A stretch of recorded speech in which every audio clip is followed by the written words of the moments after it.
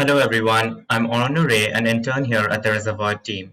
Often, misconceptions around neurodiverse conditions like autism and ADHD stem from the lack of awareness and understanding. One such way to change that is to listen to individuals who are neurodiverse themselves. Today, I will be speaking to one such person whose range of achievements and experiences bear testament to the fact that neurodiversity is truly limitless. Hello everyone. Today we have with us Rayan Magon. It's great to see you and talk to you, and thank you so much for taking out the time today. We're really excited to know your story. So could you start by telling us a bit about yourself and your background? Thank you so much for having me. I am currently a Pearson Scholar at the University of Toronto in the psychology program, and I am mostly a student researcher. And I try to research a lot about things that really matter to me, like implicit biases, neurodiversities, empathy, etc. And I'm originally from Punjab, so I'm an international student. And for the most part, this is where I'm at right now. Thank you. That's great to know. So could you talk a bit more about your journey with neurodiversity? Thanks for asking. I'm currently diagnosed with both autism and ADHD. Basically, in terms of ADHD, it was sort of like always known, and even today, whenever somebody sees me, they just like put the ADHD label right off the bat. But it was never something that was told to me explicitly that I could identify with it because people were worried that I would just like do whatever I wanted to do and not grow and like organize myself. So I would hear my parents talk about ADHD, but I could not say that I had ADHD because it was like secretive in that sense. For autism, it was something that I had to sort of like more seek out for myself, and I realized that it was a thing, and I felt so understood by all of it. And I wanted my parents to also understand that it explains all of my life and why I was the way I was. And then I seeked out a diagnosis when I was 19, but it took me a while to like convince them, show them like a lot of videos about this, and just like when I showed them the right resources, their like whole perception of like stereotypic autism completely disintegrated, and they were like, "This makes complete sense. Like this is you. This explains everything." And so then my dad also started talking to like other people about it. The more they realized that it's different from what they thought it was before, but I still wasn't diagnosed. And then I was like, I want to seek out an actual diagnosis, but they were like, why do you want a diagnosis? We understand. And then I just wanted to feel validated in that sense, you know. And when I went to seek out a diagnosis, they again had the same idea. They did the test, my dad took it, so it was never like me trying to bias anything. But when it even showed up, they were like, do you really want this written? Why do you want it? It'll give a bad impression. And it was always like more just I had to fight to seek a diagnosis, even though it was apparent. It was not something that I could get easily because unless I'm so crippled by it, it can't be autism, or at least it shouldn't be known as autism, kind of thing, you Yeah. know? I'm so glad that it worked out for you in the end, and I'm really happy that we're having this conversation about neurodiversity, which is often so misunderstood in India. So you told us that you're majoring in psychology. So what drew you towards this field? Was it any previous research work, any revelations, or anything you just saw in your day-to-day life? So again, on the topic of autism, I guess I believe that it was just my entire life doing psychology. I have, from a very young age, realized that I had to just create a system based on anything that I've experienced. So I was seeking out experiences, and unlike like staying hidden, even though I would get like anxious a lot of times, but I was just like always trying to figure it out, and I was always like maybe watching a lot of TV, and it was always this analytical eye that I had because there was no other way for me to figure out what was happening. And whenever I was like my mom wanted me to have buddhi, quote unquote, in Hindi, it means that social intelligence, not really like literal intelligence. They were like, kya buddhu bandi hai? I realized that people were seeing me like this and they were thinking that I was embarrassing them. So it was like within me that I wanted to understand it. I wanted to like figure it out because it was not my intention to hurt anybody. It was never my intention to embarrass someone. So like just for me to figure out what is happening, I was doing psychology forever. And then there was a tipping point in terms of interest. It came from more just like a social like foundation that I was having because I realized that STEM subjects didn't interest me. It was the fact that society in itself was always so fascinating yet confusing for me, and I got more and more into it, especially social problems, because I kept facing them. Like, for example, implicit biases is something that I got attracted to because it was something I was facing on a day-to-day basis.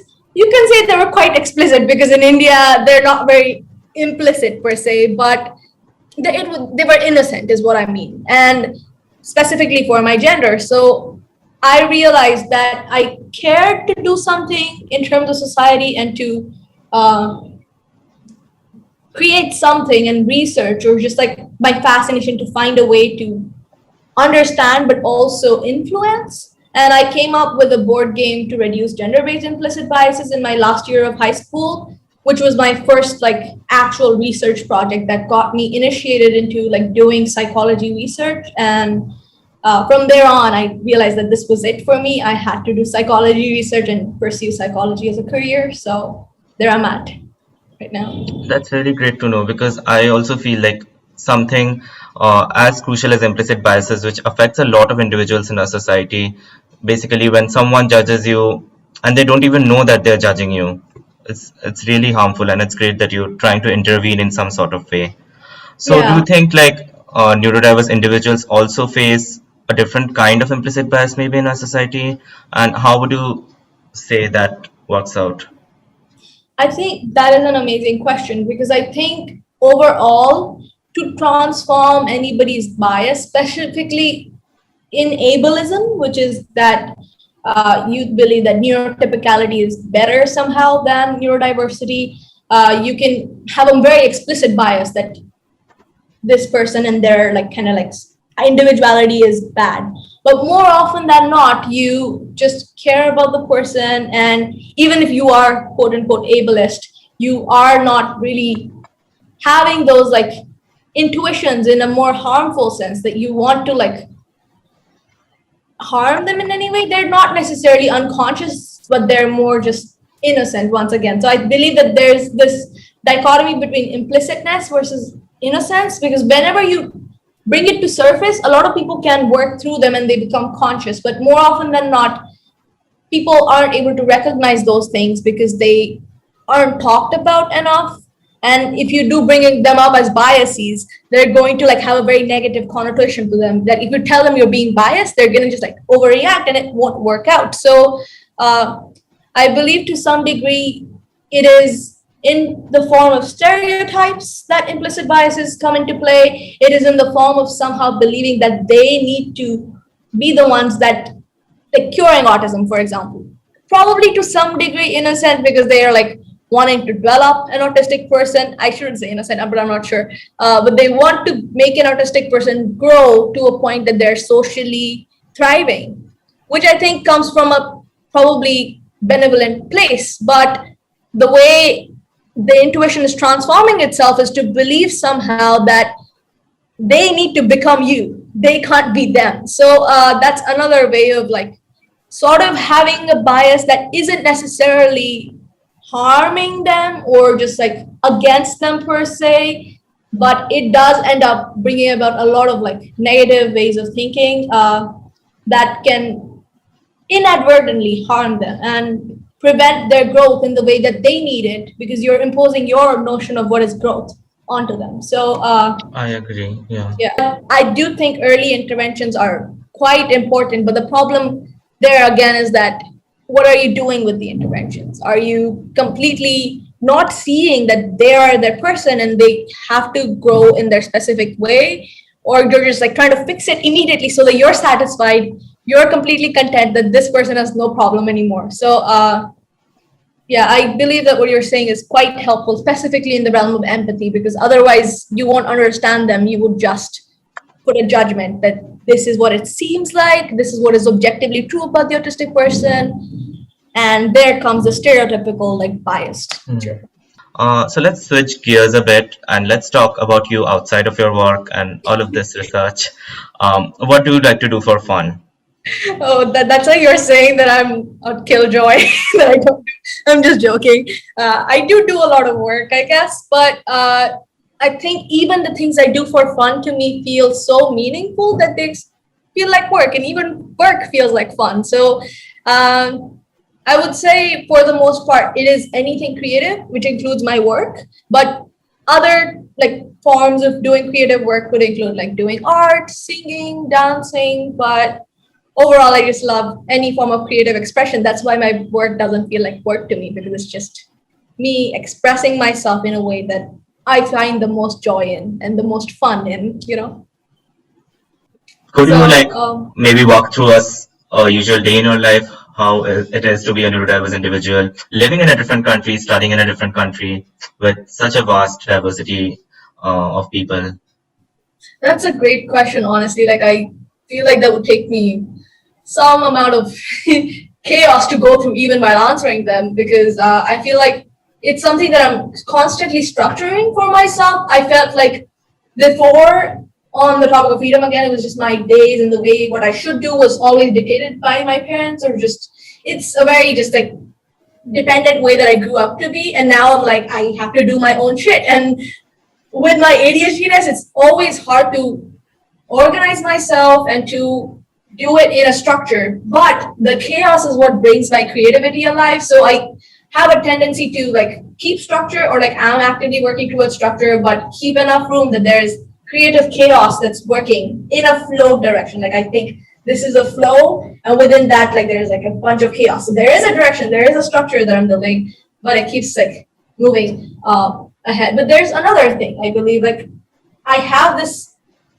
sort of weird relationship with structuring myself, which is that when I get used to something, a routine of whatever sort, I can't break it. I get so into that space, I get so comfortable and it feels amazing. But then if I have to go from here to Canada and then all of a sudden transform things, it gets very difficult for me to deal with the change that comes with having a routine. So sometimes it's like I strangely work between the ADHD and autismness and try to balance how much I need routine and how much I am terrified of it.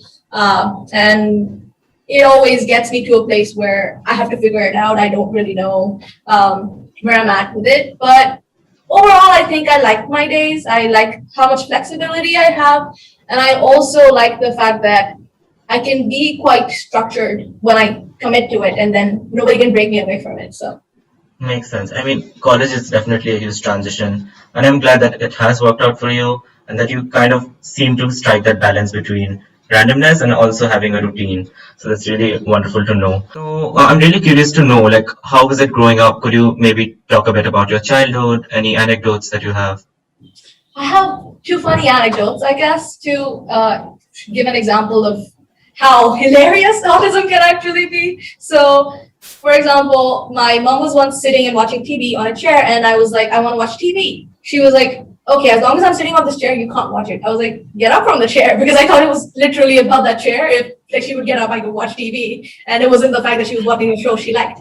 And the second one is more like sort of that I embarrassed people, but like, I could not take hints. So when my mom would like pinch me on the back to hint me on like not to say something, I would actually explicitly say, "Mom, why are you pinching me?" And everybody was like, "What's happening?" And I would end up embarrassing my parents. So it's often that there's a lot of funniness if you look back, even though there were like a lot of troubles. But I find it humorous. I totally agree. I mean, all of us have had trouble with social cues at some point, and especially as children. But in specific, like as a neurodiverse individual yourself, what do you think can be beneficial as a sort of support system for children who are also neurodiverse? I would say, for the most part, there is always this dichotomy between overprotection and underprotection for neurodiverse people, that either there is this notion of like keep them protected and keep them safe, and automatically it happens whenever somebody knows they're autistic because they don't know the outside world, or other people are going to be like they need to face the real world, so they just like send them in, they end up in really harmful situations because they didn't know how to navigate it. So I believe that there needs to be a more universalized design that can maintain a balance between these two notions, not in a way that you're just putting them in special ed classes, just putting them in places that are separate for them and hiding them away from society, and not completely like making them and not giving them the space where they can exist properly within the environment that they're trying to adjust to. So I believe that if you can universally create safer places with a lot of empathy and a lot of social already understanding imbued in other people, that can almost include this autistic person into normal as in like the actual social surrounding, it would actually be beneficial to both the autistic person as well as neurotypical people, because they don't realize how much they can learn from a system that would be different from the normal way of being, a system that would include all diversities instead of saying that this is the average and everybody has to live up to this kind of thing. Because more often than not, the neurodiverse person wants to connect. They want to empathize, but they just have no tools to form that connection. They aren't lacking empathy, they just don't understand more often not and can't easily adjust to the environment. So I believe that there needs to be an adjustment from the other side first, and an empathy that provides them that understanding, provides them a connection, and that way there can be an ease of opening and an ease of transfusion instead of this big divide versus you live up to my standards of what is correct. And that can only happen when there is a natural way of being, not in a way that you're like they're a puppy and you're feeding them rewards, but you're giving them true feedback that allows them to know and have insight into what these words entail, like what is the benefit from being pro-social, because like autistic people are very pro-social, and I think that's something that always bothers me, to assume that an autistic person is reserved is another thing, but just like not societally empathetic and wanting to do things for people. And it's just you have to harness that potential for that pro-sociality, and they can be very giving, be very kind, and be very socially people that thrive, and you just have to bring it about through them. And if you like show them stories or make them watch any sort of media, whether it be the TV or the internet, I think they can see a lot. Using that, they can learn a lot, and finally, it can help the neurotypicals empathize with them instead of the other way around, like you said. I completely am in agreement with the fact that autistic people can inadvertently benefit so much from watching TV. Even the real settings are important, but there is this thing called the narrative practice hypothesis, which means that the more you show stories to them and the more you talk to them about the characters, what is happening, not just like let them see because they might not understand, but Hindi movies are amazing. They're like so much drama. They're like, this person is thinking this in their head. You can actually see into what's happening, but a lot of media doesn't do it. So I just sit with the person, watch movies together, talk about it. That's a quite great way to like teach them social skills, I believe. I totally agree, and it was great talking to you about all of these so on hot topics, I would say. And I think having the insight of someone who actually belongs to the neurodiverse community is important.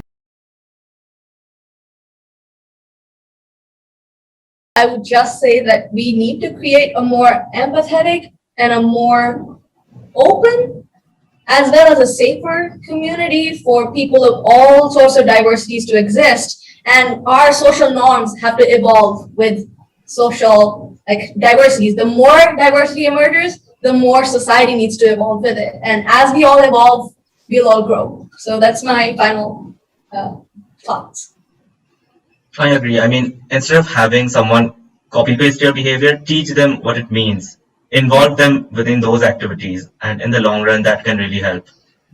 Thank you so much for having me over, although it was a great opportunity to be able to talk to you and talk in conjunction with your organization that's just doing so much amazing work to help autistic children. And thank you so much for having me once again. If you have any questions or queries, feel free to leave them down in the comments, or DM us if you're watching this on Instagram, and we will send them to Rayan and she can answer your questions and you can have the responses. Thank you so much for watching, and hope all of you have a great day. Goodbye. Bye. Bye-bye.